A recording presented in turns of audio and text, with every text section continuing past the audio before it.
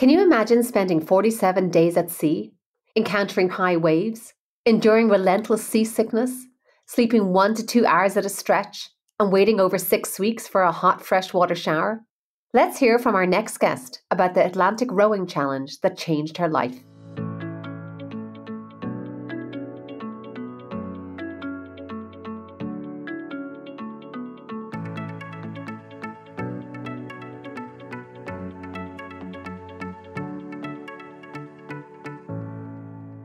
I'm Aoife Devitt, and welcome to the 50 Faces podcast, a podcast committed to revealing the richness and diversity of the world of investment by focusing on its people and their stories. I'm joined today again by Laura Langton, who's an investment manager at JM Finn and a former guest on the series. When we last talked, she was preparing for the world's toughest row Atlantic Challenge. In January of this year, her team, Ace of Blades, completed the row over 3,000 miles in 47 days, 7 hours and 27 minutes. The team raised a total of £80,000 so far for charity, and their social media account chronicled their adventures and all of their high points and low points. I am thrilled to welcome Laura back here to tell us all about her adventure and to reflect on what a life-changing experience like that does to a person. Welcome back, Laura. Great to see you here. Thank you. Well, first of all, huge congratulations on what an amazing achievement it was to complete the world's toughest row. We watched breathlessly as your team completed the challenge and remain in awe at your resilience and strength. And it's hard to even know where to begin now that you're back on dry land. But let's just start from the top. What are the words that come to mind now when you look back at this experience? I think the main words are brutal and relentless. I think it's definitely, there's not going to be any issues with calling it the world's toughest row. And it was an incredible experience, but I don't think you can really prepare yourself for how difficult it is out there. And it doesn't just stop at nighttime. It doesn't just stop because you're not feeling great. You can't, just, moor up somewhere and just take a moment and take a breath to think about it. It's just continual sort of, this has happened, now what are we going to do? We had a few sort of lovely days, but then we had a lot of stormy weathers, like 30-foot waves that were just coming and coming. And it was like, okay, we're getting through this, but when will this end? Well, let's start with the teams. So 4 of you in a boat. How many teams in total on this race? So there were 39 teams that started the race, and then sadly, one gentleman passed away, so 38 finished. Pretty much full complement finishing, though, barring some unexpected event like that. Didn't look like from the pictures online that you saw many other teams on the water. At least it looked fairly desolate and lonely out there from your boat. So let's talk about your team. So 4 of you. And in the last podcast, we spoke about the preparation, the relentless preparation you were doing for this event and the team dynamics that you were building and the stresses you were deliberately putting yourself under. But let's talk about how the team experienced it. And maybe starting from the beginning, I understand there was some seasickness at the beginning and that kind of eased as time went on.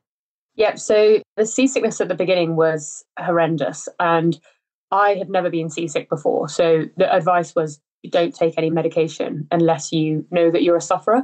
So I started off thinking, it's fine. But we left La Gomera, and then there was the hope that we'd have a sort of 48-hour weather window to get out and away from land. And I think that probably lasted for about 15 or 16 hours. It was quite foggy. So we lost sight of land within about 12 hours rather than maybe like the 24 to 36 hours that it normally takes. So I think that was quite confusing, and all 4 of us really struggled with seasickness.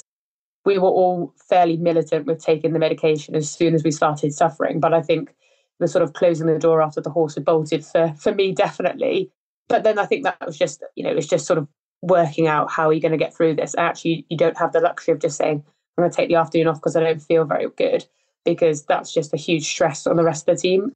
As skipper, I don't really have the opportunity to just bow out and let the others take the strain. So yeah, that was quite a difficult one, but we were very strict in making sure that everybody took the medication every 4 hours, drinking a sort of liquid fuel rather than trying to eat solid food that was going to potentially make it worse, and then just building up so that we were all back to sort of full strength. I think I probably took the longest, but yeah, within a sort of 5 or 6 days, everybody was back to fairly physically fit. And then initially it was planning, 2 hours on, 2 hours off. That was your kind of roster. I understand that changed a little bit in the middle, that you started doing 3 rowing at a time. So there may have been fewer breaks. And what was the sleeping like inside these tiny cabins? What was the longest sleep you got over these 47 days? So the longest sleep was probably, I'd say, 2 hours. So we had to go on power anchor on day 30. So it's kind of etched in my brain because it was definitely the darkest day for me out there. So the power anchor is it's a parachute that you put out to hold the boat's position, but it basically just stops you from moving in the direction that you don't want to go in faster than you would do if you were trying to sort of fight it yourself. So we actually didn't go on to 2 hours on, 2 hours off for about the first 4 days or so because our auto tiller, which keeps the course, wouldn't work. So we were trying to lock off our steering for the first day and then just keep our course. That wasn't really working. We weren't really making any progress. So we moved to 2 hours on, 1 hour hand steering and 1 hour rest. Did that for about 24 hours and then moved on to trying to hold the auto tiller on rather than hand steering. So 2 hours rowing, 1 hour holding the auto tiller on and 1 hour rest. So we did that for about the first 3 or 4 days. And then just before we went on power anchor, we'd experienced huge waves again. And sort of the current was going in completely the wrong direction for us. And the winds were pushing us south when we needed to go west. So we were trying to fight against that in terms of the wave direction as well. So the auto tiller again wouldn't work. So we did 2 hours rowing, 1 hour hand steering, 1 hour rest, and rowed probably about 8 miles in 15 hours. It was horrendous. And as a crew, well, as skipper, I was looking around at the rest of the girls and just thinking, I don't think we've got any more hours of this in us. But if we're still battling, because you don't want to go on power anchor because you can't row at the same time. So you basically sat there at the mercy of the weather and the waves. But then we spoke to the safety officer and he said, it's not a failure, because I thought of its failure as in sort of giving up and just holding our position. He said it's more of a tactical decision to rest up, refuel, and be ready for when the opportunity arises that you can go with the weather and that you can make good progress. So instead of sort of killing ourselves to make no progress, we were, having an opportunity that meant that we could get ourselves ready to make decent headway when the weather changed. So we were on power anchor for 6 hours, which meant that one of us was sleeping in the cabin whilst one was eating on deck, and then we'd switch over. So I think, probably got about 2 hours sleep, just myself in the cabin, and then Liz, who I'm sharing a cabin with, she came and joined me for like the last hour or so. So I just didn't quite sleep because it was so cramped in there. But yeah, so it was not a huge amount of sleep for the duration of the crossing. And when we were rowing 3 up, it was 2 hours on, 40 minutes off. So that was a fairly brutal regime, which I don't think the girls particularly thanked me for, because I was always an advocate of rowing 3 up when the weather was good so that we could make the best progress, and rowing 3 up when the weather was bad so that we could make headway and get through it. So I was always going, we just chuck the other pair of oars in and keep going. So you've kind of lived this experience of sleep deprivation and the effect it has on, I suppose, cognitive skills as well as just general energy and general mood.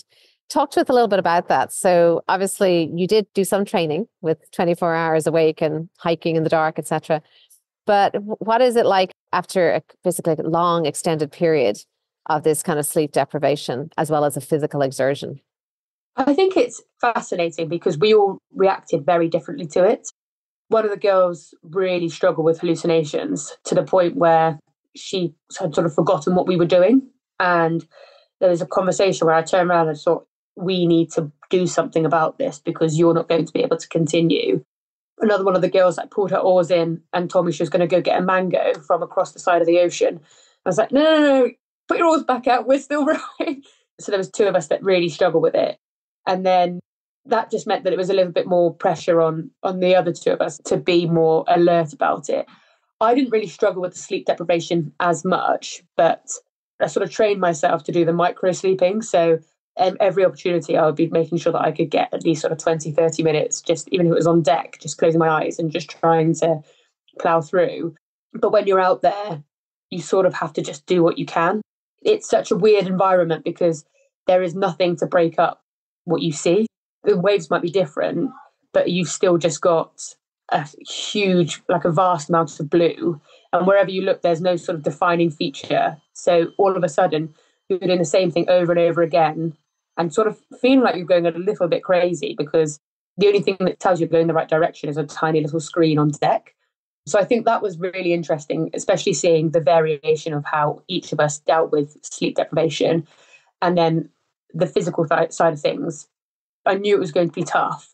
But in terms of the physical strength that you need, especially with the size of the waves that we had, it was just a whole nother level.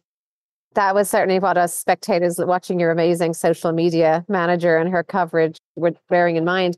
But what about mind tricks and other ways that you had of kind of overcoming that type of monotony? Because there must have been some. I know you had playlists been sent through by your supporters, and I'm sure you had all kinds of problems of the world that you discussed and solved on this journey. But what kind of mindset did you find made tolerating that more bearable? I think it was really interesting because there were definitely times when you just sort of had to grind it out and you turn around to whoever you were rowing with and just say, how are we feeling? Are we chatting for the next hour, or are we sitting in silence? Are we, shall I just chat at you, or do you want to just chat at me? And Kit, who I've known for since university, so for a long time, and we've rowed together for a fair amount. And she just knows me so well that she was just like, I'm just going to chat at you. I was like, yeah, no, it's fine. I probably won't have much to give back to you, but just know I'm listening. It's just sort of reading each other and being upfront and making sure that everybody is aware that just if you're quiet, it's not necessarily that you're in a bad mood. It might just be that you're taking it all in. And then we definitely just started making sure that we had targets for each of our shifts. So every 2 hours, like the bare minimum we wanted to row was 5 nautical miles. So you could see that you were chipping away at it. And if I was in my second hour and I knew that I needed to get to a certain number to get my 5 miles in, I'd tell whoever just come on shift behind me that, we were trying to push so that I could get my 5 miles. And it was like kind of individual targets, but working together so that, you had a bit of a focus to make sure you're doing the right speed and that you were chipping away at things. But I think also, so one of our speakers died on the first day because the weather was so bad and I forgot to take it in, which is my problem. So that died on the first day. And even though I tried to nurse it back to health, there was no way of drying it out on our boat. And then the second one sadly died a death about 2 weeks before the end of the row. So for a long time, we didn't actually have any sort of outside noise or music. So the first 4 weeks, 5 weeks or so, we were able to, if it was a bit bad mood or people weren't really keen to be chatting, we could put some music on and bring the vibe a bit higher. But for the last 2 weeks, we really needed to work with each other to make sure that everybody was in a good place, or as good a place as they could be, and that we were making progress. And you spoke about putting on the power anchor. Is that the name of the device? Yeah, around day 30. And then some of these waves you encountered. So talk to us about some of the hazards, I suppose, that you encountered. And again, the mindset, like, did you think this is it? This is the end. This is going to tip us over. Were there any moments like that? Any other kind of unexpected setbacks? So I never actually thought that we were going to capsize or that the boat was going to go over. And I don't know whether it was just wishful thinking. And also Kit, one of the girls, she was sort of terrified of capsizing. So I thought if I give in and also say that I'm worried, it's going to cause a bit of issues on board. So I didn't actually ever feel unsafe or that I was in danger. It was sort of terrifying, but in an exciting way rather than terrifying in a scary way. But the first week, definitely, there were waves the size of 3-story townhouses that were coming towards you because you face towards the waves that are coming your way, so you can see exactly what's about to hit you. And there was definitely one that will forever be etched in my memory where the boat was basically tipped up vertically and I could see this wave coming towards us and I was thinking, oh, don't break, don't break, don't break, so that, if it didn't break, we would just go over the top of it and it was fine. But it literally broke just at the tip and the whole wave came over and just swamped the boat. It obviously kicked off the auto tiller, so the boat span and was pinned down on the side so that we had to get everybody up to turn it. And I just remember thinking, that is possibly the biggest thing I've ever seen coming towards me. I was just thinking, we just have to trust that the boat is going to be able to deal with this. So there was a lot of those, and then sort of side sweepers where the waves would just come over the side of the boat. And those weren't so bad, but it's just, you would just ended up so salty by the end of your shift. You're just absolutely covered in salt, which meant sitting down in shorts and having the salt all over you was just horrendous. And then on Christmas Eve, Kit and Liz went into the water to clean the bottom of the boat because you get a lot of barnacles and sort of debris that builds up on the bottom of it, and that slows the boat down. So Kit was in the water at the time and she said to me, oh, just pull the dagger board up a second. And the dagger board, because there's no keel on the bottom of the boat, the dagger board provides stability. And it's meant to be about a metre and a half long. Pulled it up and it was this tiny little stump. And basically it had snapped off somewhere between us leaving and Christmas Eve, which is 11 days or so in. So for however long we'd been rowing without any stability with the boat, which is also why it spanned so easily, because there was no way of it being kept in the position that it was in. And then we had to row without a dagger board for the rest of the time. So on Christmas Day, we say, all I want for Christmas is another dagger board. And it's the only thing that you don't have two of as well on the boat. So that was quite frustrating. Oh, now we're going from the low points. Let's go to the high points. What were some of the truly magical moments that you enjoyed during the voyage? Definitely the night sky will forever be the most incredible thing I've ever seen, especially when there was no moon, which we didn't have for the first 3 nights, just pitch black, and the stars, couldn't even imagine how many there are of them. And then seeing all the constellations. So we'd always come out and be like, say hi to Orion's belt, because you always knew you were going in the right direction if Orion's belt was to the top right of you. So seeing that and like the Big Dipper, and just being able to be, especially when the waves were a bit calmer, is just so serene. And, there was times we just sat there thinking, this is such a privilege to be able to be out here. It's not a given that just because you've signed up, you can be here. And that just because you get to the start line doesn't necessarily mean you're going to finish and get through it all. So that was absolutely incredible. And there was 2 shooting stars that myself and Beth saw. We were rowing together, and they started from the left-hand side of the sky, went all the way over to the right-hand side, and left like a trail of gold dust behind them. It was like it was a film or a cartoon. It was that beautiful. And I just thought, this is amazing. And even describing it will never do it justice. We weren't overly gifted with wildlife, but having sort of 6 or 7 whales playing around us whilst we were rowing along was quite fun. And the first night there was about 50 or 60 dolphins, which made the first night, which was pretty horrendous, fairly magical, seeing them all just playing and sort of jumping out of the water. And I think also just coming into English Harbour in Antigua was just amazing. And we finished about 20 or 30 minutes behind another crew, the Tide Waves, who we got on really well with in Lagomera, and had sort of been chasing them down and overtook them. Then they overtook us. And we were sort of parallel for a long time. So we were raiding on each other for the last 4 days. And so ending like our campaign and our challenge so close to another amazing female crew, seeing all of our friends and family, and just, that will forever be etched in the most amazing memories. Well, I'm going to ask a few quick fire questions now, just to kind of, because I so many on my mind, but I just want to ask you. So what did it teach you about yourself?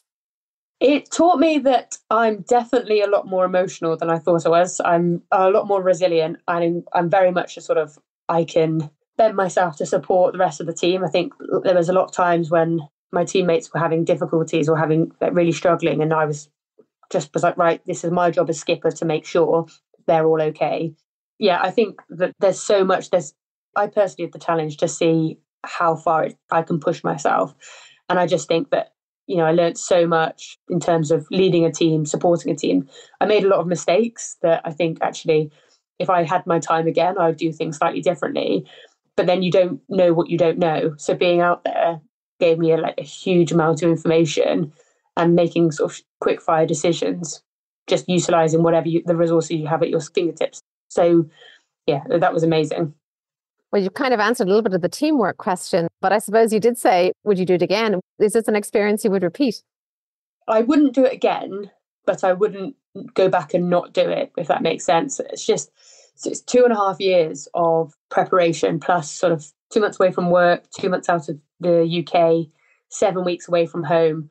And the one thing about this that I definitely learned is it's possibly the most selfish thing that you can do, because my fiance, for example, he had to go through the whole journey with me, but he doesn't get the glory of saying, I've rowed across the Atlantic. He had to go through, he experienced basically all of the highs and lows that I experienced, because although we didn't have signal constantly, if I was having a bad day, I'd WhatsApp voice note. And then if I was having a good day, I'd send him another one. And then when we did manage to set up, rig up the signal, he'd get them all in one go. So he'd go through this emotional roller coaster of listening to me and everything that I was going through. And he didn't know whether or not I was okay at the time that he was listening to them. So I just don't think I could put him and my mum and my family and work and everybody else through it again. But it was definitely worth it and amazing, and super proud of the achievement that we have. Very small but practical question. What did you miss most? And what was one of the first things you did when you hit dry land? Besides the people, connecting with the people, small practical luxuries. Definitely a clean shower. I cannot explain how being salty, I was so surprised at how you were never clean. Although you were never particularly dirty, you were never clean and dry. And just things like being able to wash your hands and then dry them and then have dry hands was just the most incredible thing when we were on land. But yeah, I definitely sat in the shower for about 20 minutes because I just wanted to wash my hair over and over again. It seems like one of life's very simple pleasures indeed. And then now that it's done and you're on the other side of this and we're having this discussion of the amazing experience, do you experience life in the same way since? Do you see life, its experiences, things a little differently? I think it's a tough one because I've not been on land for a month yet. And life just came bouncing back exactly how it was before. It seems like a surreal dream what we achieved and what we did. And I think that it's going to take a while to actually sink in and say, I did that. And I think that's when you start chasing the highs that you experience when you're out there. I definitely appreciate everything that people have done for me a lot more than I think you just take it for granted that it's always going to be, people will just do it because, your friends or your family or whatever it is. The ease of communication, the ease of just being able to find things out. I mean, being out there and having a conversation and thinking, which actor was it that was in that film? And then realizing that you can't work it out and you have no way of finding out the answer. And also we followed the race for 2 or 3 years before we did the race this year. And you're always able to see the app and you're able to see what all the fleet were up to and hear the stories and everything else. And then you're out there and it's so isolating because you have no communication with other people or no easy communication. You can't see where the rest of the crews are. You've just got to hope that what you're doing is the right thing. So I think actually just realizing how lucky you are to be able to send messages and receive emails and just have that wealth of information at your fingertips is definitely something you just take for granted, which I no longer do. So what advice would you give to somebody else tempted to undertake a similar challenge? Because you obviously prepared very well, but maybe not for every eventuality. What would be your words of advice for the next generation of rowers? I would definitely say that you need to get the history of your boat and fully understand everything on board to the nth degree, and also check the suitability of it. I mean, we were really fortunate to be fully funded, but all of our money came towards the end of our campaign, or the majority of our money came towards the end of our campaign. And so actually there's a lot of upgrades that we would have done or should have done to the boat before. We should have trained with it. And all the equipment on our boat did it 3 times before. And so we were the 4th crossing, but we had much bigger waves, arguably much faster winds. So we came up against a lot of issues that possibly the previous crews never experienced. And also just getting as much information as you can do from all of the previous crews. I mean, ocean rowers love talking about ocean rowing, so you're never going to be short of somebody to chat to. But just fully understanding it all, I think I definitely took for granted that the boat was just the same as every other boat, which is just, they're not. But really as well, just getting as much time out on the boat as possible. I think people think that it's more of a physical fitness side of things, and you're never going to be able to emulate what you have out in the Atlantic. But being able to just get to grips with sleeping and eating and just being on board, using the water maker, which broke for us, which was really frustrating. And we were drinking, turned out to be rust in our water, but we were drinking sort of salty, rusty water for the last sort of 3 weeks.